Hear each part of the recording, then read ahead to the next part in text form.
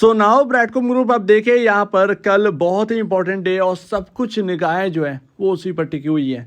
कल है 27 तारीख और कल है मीटिंग, तो उस मीटिंग पर पूरी निगाहें रहेंगी क्योंकि अभी तक कोई भी एक क्लू नहीं मिला है कि यहाँ पर ये मीटिंग किस लिए हो रही है।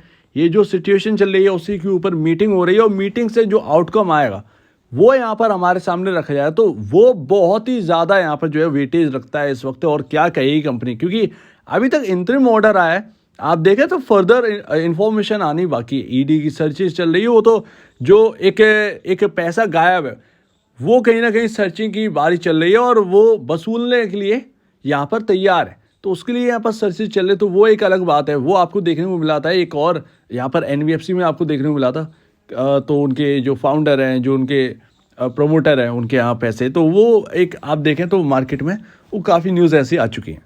और यहाँ पर संजय शर्मा जी कुछ और कह रहे हैं। और यहाँ पर अगर आप देखें तो 27 तारीख की मीटिंग काफ़ी ज़्यादा इंपॉर्टेंट है। कुल मिलाकर मतलब क्या कहेगी कंपनी, ये सबसे बड़ी बात है, क्या मैनेजमेंट कहना चाहता है। और अगर कुछ यहाँ पर अच्छा निकल कर आ गया जिसका एक आधार हो, जिसका कुछ एक वेटेज हो, आप एक सही क्लियर बात कर रहे हो, वही यहाँ पर कुछ मायने रखा जाएगा। अदरवाइज दुनिया ने तो यही कह के रख दिया है कि नेक्स्ट सत्यम है ब्रैडकॉम ग्रुप। और अभी तक की अगर बात करें तो यहाँ पर और ज़्यादा ईडी के बाद तो यहाँ पर कुछ निकल कर आया है नहीं, तो यहाँ पर जो ब्रैडकॉम ग्रुप के शेयर होल्डर्स हैं उनके पास क्या है, कल की मीटिंग अगर उसका आउटकम बेहतरीन आया, एक क्लैरिफिकेशन आया, बढ़िया क्लैरिफिकेशन आया, तो ही जाकर कुछ थोड़ी सी उम्मीद बाकी है। अदरवाइज उम्मीद अभी भी बाकी है, ऐसा नहीं है कि उम्मीदें ख़त्म हो जाती, उम्मीद हमेशा रहती है, उम्मीद बाकी है। और ऑलरेडी आपका गिरते प्राइस में आप बेच ही नहीं पा रहे, तो एक उम्मीद ही है जो हमें, ऑलरेडी प्राइस तो गिरी जा रहा है तो कहाँ बेचेंगे। लेकिन अगर आप देखें तो हर चीज़ खराब बता दी गई है, जितनी है मतलब सामने दिख रही है, जिस हिसाब से रिपोर्ट्स हैं वो सामने बता रही है कि दिक्कतें बहुत हैं, राइट। प्रमोटर एक तरीके से कह सकते चोर है, बिल्कुल यहाँ पर चोरी वाली बात है, 190 करोड़ मामूली नहीं होता। लेकिन नेक्स्ट सत्यम कंप्यूटर का फ्रॉड अब अगर आप देखें, नोट करें तो काफ़ी बड़ा था, लेकिन तब से लेकर अब तक मार्केट रेगुलेटर जो है उस स्कैम के बाद काफ़ी सुधार आ चुका है। उससे समझें कि आगे भी ऐसा हो सकता है। तो ऐसा नहीं है कि आप जो निकाल रहे हैं जो बात, वो रेगुलेटर को नहीं पता है। रेगुलेटर भी जगह जगह नज़र रखे हुए कि रेगुलेटर का काम है, राइट। तो कुछ ना कुछ तो यहाँ पर निकल के आएगा, ये सिंपल सी बात है, सीधी सी बात है। टैक्स अगर एक आम इंसान नहीं भरता तो उसके पास एक नोटिस चला जाता है टैक्स का, सिंपल है, ये आप बखूबी समझ सकते हैं। फिर एक कंपनी अगर इतने टाइम से टैक्स ना भरे और किसी की नज़र ना पड़े, ये तो नहीं हो सकता, ये तो क्लियर है। तो देखना यही है। अब हमारे पास तो सिर्फ और सिर्फ सामने जो है वो साइट्स पर मिला हुआ डेटा है और उनके समझने पर, उनसे समझने का जो एक तरीका है वो यहाँ पर एक्सप्लेनेशन हम करके देते हैं। लेकिन अभी यहाँ पर जो है अगर आप देखें तो जैसे ट्रांजैक्शन स्लिप्स दिखाई गई या बाकी वगैरह वगैरह, ये आम इंसान से काफ़ी कोसों दूर है, समझ रहे ना।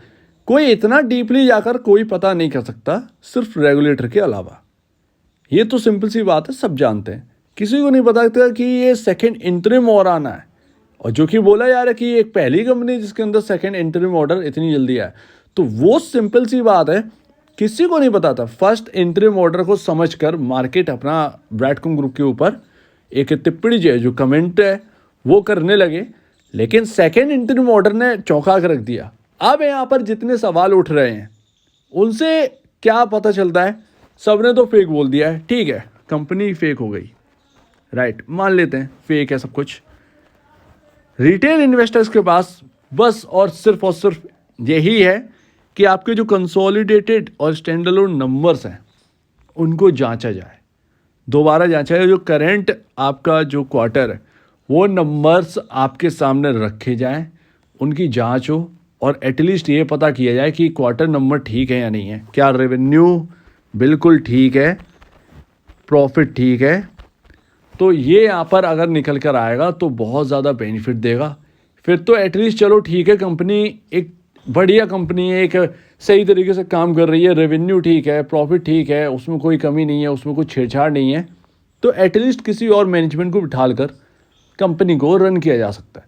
इसमें क्या होगा, शेयर होल्डर्स का बचाव हो जाएगा, होगा तो फिर यहाँ पर जो है ना ज़्यादा बेहतर है। यानी चलती कंपनी है और किसे पसंद नहीं आएगी, जब उसकी सारी दिक्कतें जो निचोड़ कर बाहर कर दी जाएगी तो फिर जो फ्रेश है कंपनी वो एटलीस्ट किसी ना किसी के हाथ तो जाएगी। तो वो तो यहाँ पर है। अगर ऐसा होगा तो ऐसा हो सकता है या नहीं हो सकता है ये तो वक्त बताएगा, लेकिन मैनेजमेंट तो बैठेगा, ये तो सिंपल है। अगर ये मैनेजमेंट हटाया जाएगा तो मैनेजमेंट कोई तो बैठेगा, इंडिपेंडेंट डायरेक्टर हैं, बहुत सारे लोग हैं तो वो बैठ सकते हैं, लेकिन वो अपनी बात नहीं है, वो तो सिर्फ और सिर्फ रेगुलेटर जान सकता है, रेगुलेटर बता सकता है कि क्या होने वाला है। हम तो सिर्फ एक होप कर सकते हैं। तो क्वार्टर नंबर्स अगर एक बार यहाँ पर चेक हो जाए तो ज़्यादा बेहतर है, ज़्यादा चीज़ें समझ में आए, एटलीस्ट इससे फ्री हो जाएंगे। और एक बार क्वार्टर नंबर सही है तो फिर तो कोई दिक्कत नहीं, फिर खींच जाओ, कहीं भी ले जाओ, प्रमोटर को कोई लेना देना नहीं है। आप कंपनी रनअप है, कोई दिक्कत की बात नहीं है, निचोड़ कर बाहर कर दिया कचरा, इससे बढ़िया और क्या होगा। कंपनी फ्रेश रहेगी, नए लोग आएंगे तो ज़्यादा बेहतर है, नई तरक्की होगी। अब यहाँ पर बस होप तो खैर क्या ही कहें, कल की मीटिंग से अब तक की जो मीटिंग है वो सब कुछ बकवास ही रही हैं। इनकी मीटिंगों का तरीका देख लिया, क्या मीटिंग है, कुछ एक आध न्यूज़ आ जाती है जैसे लूमी उम्मी की तरह, वो एक अलग बात है। अदरवाइज़ सारी की सारी मीटिंग्स जो है वो इनकी तो बर्बाद ही रही हैं, कुछ बड़ा आउटकम निकल के तो आता नहीं है। कल क्या निकल के आएगा ये देखना है। क्या एक छोटा सा नोटिफिकेशन देकर ही सब कुछ बात ख़त्म कर देंगे, वो बिल्कुल भी मान्य नहीं होगा। ऐसे में आपकी स्टॉक प्राइसेस और फॉल होते आएंगे। और अगर मीटिंग आ भी गई और सही भी हो गई, फिर भी अभी पैनिक और बनेगा। जी हाँ, पैनिक यहाँ पर रहेगा, पैनिक तो बनना ही है, क्योंकि यहाँ पर जो निचले लेवल पर खरीदे हुए लोग हैं, अगर इसमें एक आध अफर सर्किल लग गया तो वो तुरंत ही बेच खाएंगे। 99% चांसेस है कि वो बेच कर बाहर निकलने की कोशिश करेगा, कोई भी इंसान हो। तो ठीक है, कोई दिक्कत की बात नहीं है। आउटकम में देखते हैं कल क्या निकल के आता है, क्या ये बोल रहे हैं वो बहुत इंपॉर्टेंट है। लेकिन मैं यहाँ पर अगर आप देखें, जैसे कि आप बता रहे हैं कि ट्वीट यहाँ पर आया है और बाकी वगैरह वगैरह जो वीडियोस हैं, सीधी सी बात है, वो जब सब कुछ डूब गया तब आने का कोई मतलब नहीं होता है। ये दिक्कत है 2 साल से चल रही थी, 2 ईयर्स, ठीक है, 2 साल हो गए थे। इंटरिम ऑर्डर से सब कुछ समझ में थोड़ी आ रहा है। इंटरिम ऑर्डर में कितना है, पहले इंटरिम ऑर्डर में कितना क्या निकला, ठीक है ना, ये तो सीधी सी बात है। ये तो 2 साल पहले जब इंटरिम ऑर्डर की जब न्यूज़ आई फॉरेंसिक ऑडिट की, तभी यहाँ पर जो है निकल के आनी चाहिए थी ये बात। सिंपल है, एक हायर प्राइस था, एटलीस्ट निकल तो जाते लोग। तो वो यहाँ पर क्या हुआ, कुछ नहीं हुआ। कहने की बात है, क्रेडिटेबिलिटी जो है वो लोग वसूलते हैं और कुछ नहीं है। और मैं आपको एक बात बता दूँ, कोई भी दूध का धुला नहीं है मार्केट के अंदर, या कहें मार्केट के बाहर भी। सीधी सी बात है, कोई दूध का धुला नहीं है। हर एक का अपना एक इंटरेस्ट रहता है और वो यहाँ पर अपने इंटरेस्ट के बदौलत ही काम करते हैं। तो वो कोई मतलब नहीं है। बचाना तो बहुत पहले बचा लेते, ज़्यादा बेहतर था। सीधी सी बात है, जो नंबर्स यहाँ पर जो है आपकी साइट पर, किसी भी साइट पर किसी स्टॉक के दिखते हैं, उसी के बिहाफ पर आप बात करते हैं, उसी के बिहाफ पर आप एक निवेशक जो है वो कंपैरिजन करता है एक दूसरी कंपनियों से। अब पी रेशियो इतना कम मिल रहा है और कंपनी की प्रॉफिटेबिलिटी है, रिजर्व है, नेट सेल है, और क्या निवेशक देख के लेगा, क्या निवेशक कितना आगे तक जाकर डीप एनालिसिस कर कर वो लेगा शेयर। उसकी एक पहुंच जो है वो एक साइट तक ही दायरे में है। साइट पर जो लिखा हुआ है वहीं से वो खींच कर अपनी इंफॉर्मेशन को पूरा कर सकता है। इससे ज़्यादा अब वो कंपनी थोड़ी चलाएगी कंपनी के अंदर कि लाओ भाई आपकी ट्रांजेक्शन स्लिप है, कहाँ है आपका ट्रांजेक्शन स्लिप, कहाँ है आपके वारंट इशू करे गए तो वो उसकी रिपोर्ट दीजिए। तो इतना सब तो देखिए कोई जानता है नहीं, सिंपल सी बात है। इतना ना तो जानते हैं ना इतना कर सकते हैं।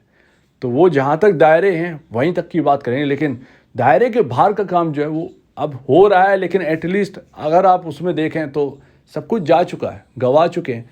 और लोग कह रहे हैं कि बेच के निकल जाइए, कहाँ बेचे हैं। लोअर सर्किल लग रहा है लगातार 6-6 करोड़ 8-8 करोड़ शेयर्स, कहाँ बेचने की बात कर रहे हैं। तो वो कहने की बात है, वो सब कहने की बात है। वो सब आते हैं लोग लास्ट में, जब सब कुछ हो चुका होता है, जय राम जी की बस। तो ऐसा रहता है। तो कल देखते हैं, होप है, बहुत ज़्यादा होप है, लेकिन इनसे क्या ही होप रखें। कंपनी पूरी एक तरीके से देखें तो बर्बादी की और 99.99% खड़ी है।